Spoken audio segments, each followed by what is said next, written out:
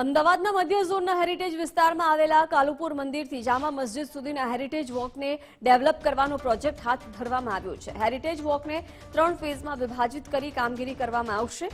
પ્રથમ તબક્કાના ભાગરૂપે સ્વામિનારાયણ મંદિરથી કેલિકોમ સુધીના પટ્ટાને ડેવલપ કરાશે। ત્યારબાદ ફર્નાન્ડીઝ બ્રિજ એટલે કે લકડિયા બ્રિજથી જામા મસ્જિદ માણેક ચોક સાથે અને અંતમાં વચ્ચેના પોળોના રોડવાળા વિસ્તારને આવરી લેવામાં આવશે।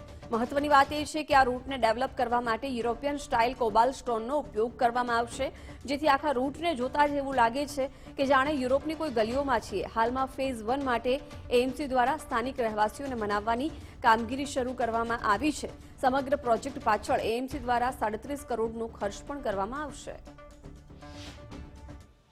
અમદાવાદ મ્યુનિસિપલ કોર્પોરેશનની રિક્રિએશન હેરિટેજ અને કલ્ચરલ કમિટી દ્વારા હેરિટેજ વોક જે થાય છે એ રૂટને ડેવલપ કરવાનું કામ હાથ પર લેવામાં આવ્યું છે।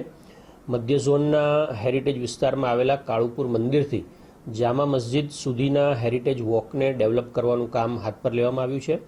અંદાજે 37 કરોડના ખર્ચે આ કામ આદિત્ય ઇન્ફ્રા બિલ્ડકોનને આપવામાં આવ્યું છે ટેન્ડર દ્વારા।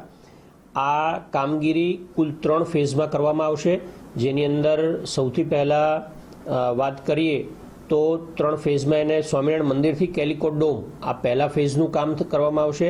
ત્યાર પછી ફર્નાન્ડીઝ પુલથી જામા મસ્જિદ ત્યાં સુધી આ બીજા ફેઝનું કામ કરવામાં આવશે અને અંતમાં પોળો વચ્ચેના જે રોડ છે એ ત્રીજા ફેઝમાં આનું કામ કરી અને આ કામગીરી પૂરી કરવામાં આવશે।